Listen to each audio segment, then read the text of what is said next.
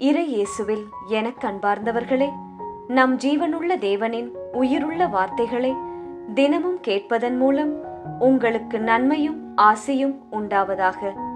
இன்றைக்கு நம் உள்ளத்தில் ஆண்டவர் பேச விரும்புகிற திருவசனம் மத்தேயு 13ஆம் அதிகாரம் 31ஆம் திருவசனம். கடுகு விதை எல்லா விதைகளையும் விட சிறியது, ஆனாலும் அது வளரும் போது மற்றெல்லா செடிகளையும் விட பெரியதாகும்.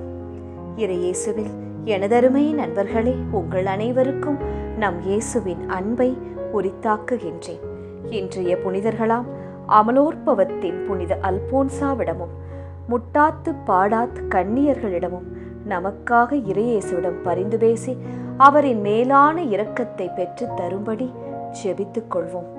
இன்று ஜூலை மாதம் 28ஆம் நாள், திங்கள் கிழமை. வாரத்தின் முதல் வேளை நாள் அல்லவா? இயேசுவை தேடி அவருடைய துணை நாடி இனிதே துவங்குவோம். இயேசுவின் துணை எப்போதும் வழி நடத்தும், தேவைகளை சந்திக்கும். நாம் எப்போதும் விசுவாசிக்க வேண்டியது என்னவென்றால் நண்பர்களே, எனக்கு ஓர் ஆண்டவர் உண்டு, அவரை தேடுகிறவர்களுக்கு பலன் உண்டு என்பதுதான். There is a mighty God, those who seek him will be rewarded. இன்றைய முதல் வாசகத்தில் மோசே மலையில் இருந்து இறங்கி வருகிறார். அதற்கிடையில் இந்த இஸ்ரவேல் மக்கள் என்ன செய்கிறார்கள் தெரியுமா? ஆண்டவரை மறந்து களியாட்டம் போட்டு பொன்னால் ஆன கன்று குட்டியை செய்து வணங்குகின்றனர். பெரும் பாவம் செய்து கொண்டிருந்தார்கள். மோசே இதை பார்த்து கோபம் கொள்கிறார். அந்த சிலையை போட்டு எரிக்கிறார். ஆண்டவருக்கு தெரியப்படுத்துகிறார். ஆண்டவரும் கோபம் கொள்கிறார். எவன் எனக்கு எதிராக பாவம் செய்கிறானோ அவனை என் நூலிலிருந்து நீக்கி போடுவேன் என்று கூறுகிறார். எவ்வளவு பெரிய வார்த்தை பாருங்கள்! ஆண்டவர் நம்மை நீக்கி போட்டுவிட்டால் நாம் எங்கே செல்ல முடியும்? யோசியுங்கள். ஆம், நாம் பேசும் செய்யும் ஒவ்வொரு காரியத்திலும் நாம் கவனமாய் இருக்க வேண்டியது அவசியம் நண்பர்களே. ஆண்டவரை தேடுவதிலும் நாம் முதலில் முக்கியத்துவம் ஒவ்வொரு நாளும் கொடுக்க வேண்டும்.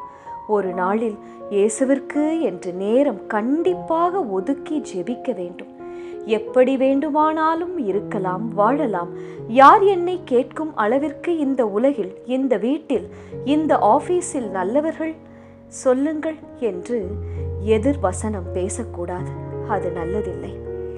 தண்டனை தீர்ப்பு என்று ஒன்று உண்டு என்று நாம் நினைத்தால் போதும்.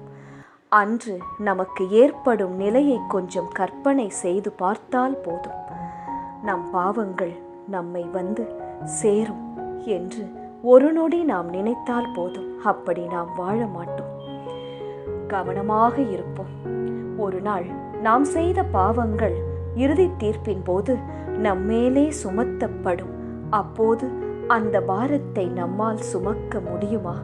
யார் நினைத்தாலும் நமக்கு உதவி செய்ய முடியாது.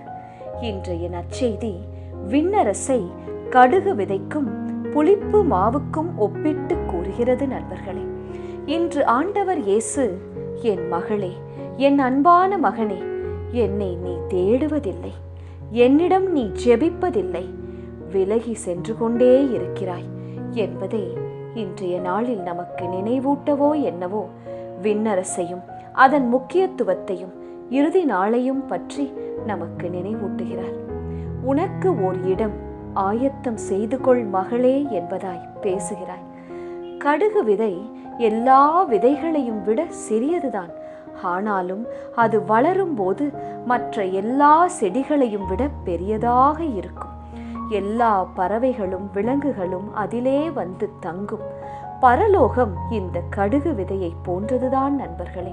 சின்ன சின்னதாக நீங்கள் செய்யும் நல்ல காரியங்கள், ஒருத்தல் முயற்சிகள், நாவடக்கம் உங்களை ஒரு நாள் விண்ணரசில் கொண்டு சேர்க்கும். அந்த மகிழ்ச்சிக்கு அளவே இருக்காது. பெண் ஒருத்தி விவிலியத்தில் இருந்தாள். அவள் கொஞ்சம் புளிப்பு மாவை எடுத்து 3 மரக்கால் மாவில் சேர்த்து பிசைந்து வைத்தாளாம். அப்போது என்ன ஆகும்? அந்த மாவு முழுவதும் புளிப்பு ஏறிவிடும். விண்ணரசை இந்த புளிப்பு மாவுக்கு நாம் ஒப்பிடலாம் என்கிறார் இயேசு.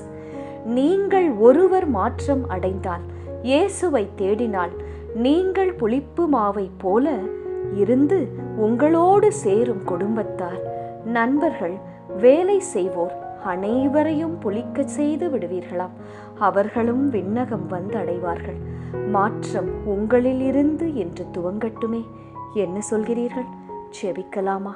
இயேசுவே, கடுகு விதையைப் போலவும் புளிப்பு மாவைப் போலவும் சரியதாக நாங்கள் வாழ்ந்து சின்ன சின்ன நல்ல காரியங்கள் செய்து உம்மை தாங்கியவர்களாக இந்த உலகில் நடந்து எங்களோடு வாழ்கிறவர்கள், நண்பர்கள், குடும்பத்தார், பிள்ளைகள் அனைவரையும் எங்களோடு இணைத்து புளிக்க செய்து அவர்களையும் விண்ணரசில் கொண்டு சேர்க்க எங்களுக்கு உதவும் இயேசுவே, அருள்தாரும். ஆமேன். இயேசு கிறிஸ்துவின் பெரிதான நாமத்தின் நிமித்தம் ஜெபிக்கிறோம். ஆமேன். ஒவ்வொரு நாளும் உங்கள் உள்ளத்தில் ஆண்டவர் பேச விரும்புகிற இறை வார்த்தையை தெரிந்து கொள்ள ரோசரி பிரேயர்ஸ் சேனலை சப்ஸ்கிரைப் செய்யுங்கள். மேலும் உங்கள் நண்பர்கள் மற்றும் உறவினர்களுடன் ஷேர் செய்யுங்கள். நன்றி.